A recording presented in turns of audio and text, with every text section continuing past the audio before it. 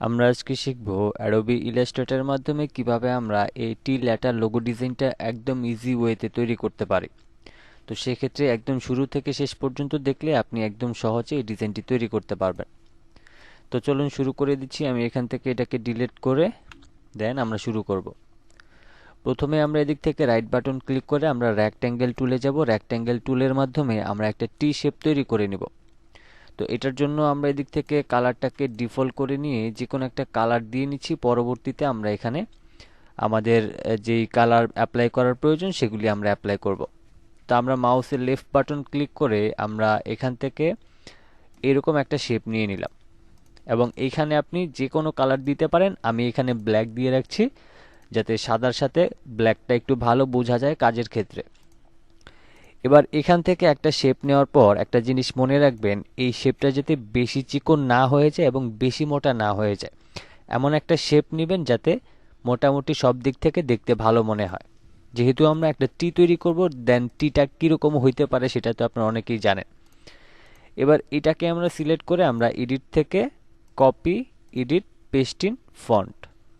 এবার আমি যে কোনো একটা কর্নারে ধরে শিফট ধরে আমি এটাকে 90 ডিগ্রি অ্যাঙ্গেলে ঘুরিয়ে নিব। এবার এটাকে সিলেক্ট করে আমি শিফটটাকে ধরে রেখে আমি জাস্ট এটাকে এখানে বসিয়ে দিব এবং এখন আমরা দুইটাকে সিলেক্ট করে স্টোক কালার তৈরি করব। আমরা ফিল কালারে ছিল এটা, এখন স্টোক কালারে নিয়ে আসলাম।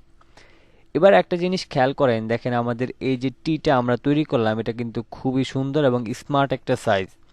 আমি এটাকে বেশি চিকনও করি নাই এবং বেশি মোটাও করি নাই, এইরকম একটা সাইজ নিয়ে নেবেন। এরপর সম্পূর্ণটাকে সিলেক্ট করে আপনি যাবেন এদিক থেকে শেপ বিল্ডার টুলে এবং মাউসের লেফট বাটনটা ক্লিক করে এই দুইটা অংশ অ্যাডজাস্ট করবেন এবং এখান থেকে এটাকে অ্যাডজাস্ট করবেন। তাইলে ঠিক এরকম একটা শেপ তৈরি হবে।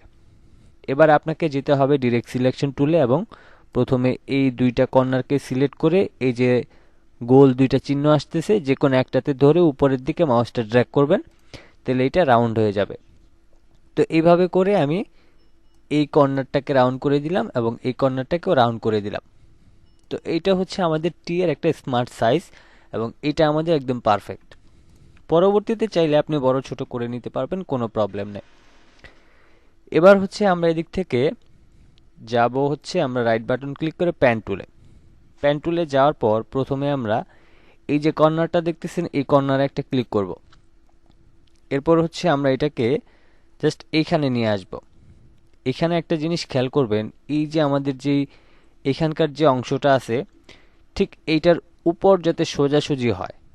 ঠিক আছে, এই যে অংশটা আছে এটা থেকে একদম সোজা উপরে আপনি অনুমান করে নিয়ে নেবেন। হালকা একটু এদিক সেদিক হলে অত বেশি প্রবলেম নাই। এইখানে মাউসের লেফট বাটনটা ক্লিক করে ধরে রেখে আপনি জাস্ট সোজাসুজি এটাকে এইভাবে করে আপনি একটু অ্যাঙ্গেল করে নেবেন, দেন এটাকে ছেড়ে দিবেন। এরপর হচ্ছে আপনি আবারও যাবেন প্যান টুলে এবং এবার আপনি এই কর্নার থেকে আপনি এইখানে আনুমানিক একটা আপনি শেপে ক্লিক করবেন। তবে এইটা বেশি নিচে নামানো যাবে না, আবার বেশি উপরেও তোলা যাবে না। তো আপনাদেরকে আমি সাজেস্ট করব ঠিক এইরকম একটা শেপে নিয়ে নেবেন। এবার মাউসের লেফট বাটনটা ক্লিক করে আমি শিফটটাকে ধরে রেখে আমি জাস্ট এরকম একটা শেপে নিয়ে নিব। তো আমি এখান থেকে ধরেন আরেকটু বাঁকা করে নিচ্ছি, দেন আমার এখানকার শেপটাও কিন্তু তৈরি হয়ে গিয়েছে। তবে এখানে একটা বিষয় হচ্ছে, এই যে আমরা শেপটা নিয়েছি, আপনি যদি চান এটাকে আরেকটু ডাউন করবেন তাহলে জাস্ট এটাকে ধরে টেনে নেবেন এবং এদিক থেকে ডিরেক্ট সিলেকশনে গিয়ে এই কর্নারটাতে ধরে আপনি এটাকে চাইলে আরেকটু আপনি বাঁকা করে নিতে পারবেন। তো এই হচ্ছে আমাদের শেপ। আর এইখানকার যে শেপটা আছে আপনি যদি এটাকে এখান থেকে আরেকটু এইদিকে সরাতে চান সেটাও কিন্তু আপনি করতে পারবেন। তো আমার আগে যেটা ছিল সেটাই আমি রাখবো এবং এখান থেকে আমার যে শেপটা আছে এটাকে যদি আমি একটু নিচে নামাতে চাই সেটাও কিন্তু আমি তৈরি করতে পারবো। তা আমি ধরেন এখানে ক্লিক করে দেন হালকা একটু নিচের দিকে নামিয়ে নিলাম। তো আমাদের শেপটা ঠিক এরকম একটা শেপ তৈরি হবে। এবার সম্পূর্ণটাকে সিলেক্ট করে আমি শেপ বিল্ডার টুলে গিয়ে আমি প্রথমে এখানে ব্ল্যাক কালার করে দিলাম এবং এখানটাতে আমি রেড কালার দিলাম এবং এখানে আমি অন্য একটা কালার দিয়ে দিলাম। তা আমাদের ডিজাইনের মূল যে শেপটা সেটা কিন্তু অলরেডি তৈরি হয়ে গিয়েছে। এখন আমাদেরকে যেটা করতে হবে, এদিকে গ্রেডিয়েন্ট কালার অ্যাপ্লাই করতে হবে।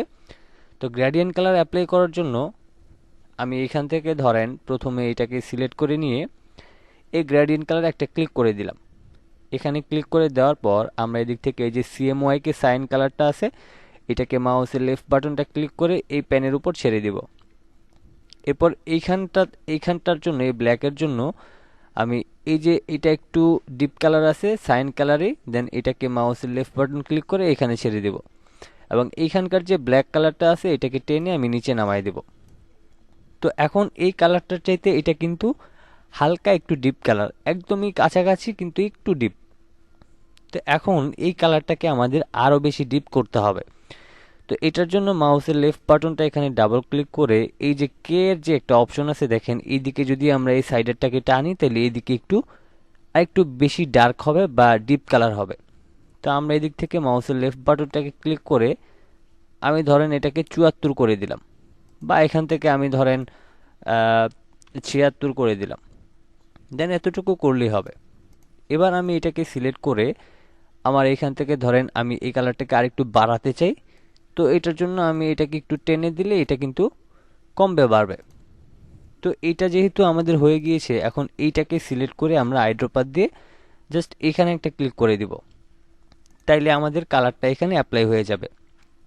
আর এই শেপটার বেলায় আমি এটাকে একটু কমিয়ে দিব, এদিকটাতে আমাদের ডিপ কালারটা একটু কম থাকবে, আমি এই জন্য এটাকে একটু চাপিয়ে দিলাম। এবার এখান থেকে আমি এটাকে সিলেক্ট করে আইড্রপার দিয়ে এখানে ক্লিক করলাম। তারপর আমরা এদিক থেকে এই গ্রেডিয়েন্ট টুলটাকে সিলেক্ট করে আমি জাস্ট উপর থেকে এই নিচ পর্যন্ত একটা গ্রেডিয়েন্ট নিয়ে নিব এবং এই কালারটা আমাদের উপরে থাকবে এবং এটা আমাদের নিচে থাকবে। এটার জন্য আমরা এদিক থেকে রিভার্স গ্রেডিয়েন্ট করে নিব। তো এখন কিন্তু আমাদের ডিজাইনটা অলরেডি হয়ে গিয়েছে, তবে এখানে আমাদের আরও বেশ কিছু কাজ আছে যেগুলি আমাদেরকে করতে হবে।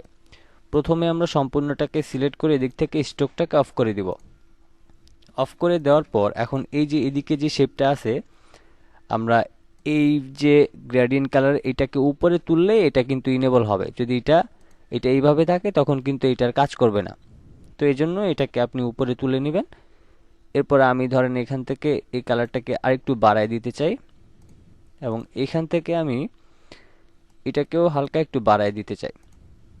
এবার এইখান থেকে আমি এটাকে আরেকটু বাড়ায় নিচ্ছি, দেন এরকম একটা শেপে থাকবে। এরপর যদি আপনি এটাকে আরও একটু এডিট করতে চান, আই মিন এই শেপটাকে আরও রাউন্ড করতে চান, সেটাও কিন্তু করতে পারবেন এবং আপনি চাইলে এই শেপটাকেও কিন্তু রাউন্ড করতে পারবেন। তো আমি এখান থেকে ধরেন ডিরেক্ট সিলেকশনে যাচ্ছি। এবার আমি যদি নর্মালি এখানে ক্লিক করি, এখানে আমরা একটা হ্যান্ডেল পেয়ে যাব এবং এখান থেকে যদি আমরা এটাকে উপরে নিচে করি তাহলে কিন্তু আমাদের এটা আমরা শেপটাকে আমাদের ইচ্ছা মতো পরিবর্তন করে নিতে পারবো। তো আশা করছি আপনাদেরকে এই বিষয়টা ক্লিয়ার করতে পেরেছি এবং এই সম্পূর্ণ বিষয়টা আপনারা সহজে বুঝতে পেরেছেন। এছাড়াও হচ্ছে আপনারা এখানে গ্রেডিয়েন্ট কালার নিয়ে আপনারা কিন্তু এক্সপেরিমেন্ট করতে পারেন। যেমন এখান থেকে এই বিষয়গুলি একটু কমিয়ে নিলে কি হয় বা একটু বাড়িয়ে নিলে কি হয়, সেই বিষয়গুলি আপনারা এখান থেকে একটু কম বেশি করে দেখে নিলে আপনাদের এই গ্রেডিয়েন্টের বিষয়টা আপনাদের অনেক বেশি আপনাদের উপকার হবে। এরপরে হচ্ছে ধরেন এইখানে যেমন যদি আমি এটাকে আরও বাড়িয়ে দিতে চাই সেটাও কিন্তু আমি করতে পারবো, আবার যদি কমিয়ে দিতে চাই আমরা জাস্ট এখান থেকে সিলেক্ট করে বাড়িয়ে কমিয়ে নিলেই হবে। আজকের মতো এই পর্যন্তই ছিল। সবাই ভালো থাকবেন, সুস্থ থাকবেন। আল্লাহ হাফেজ।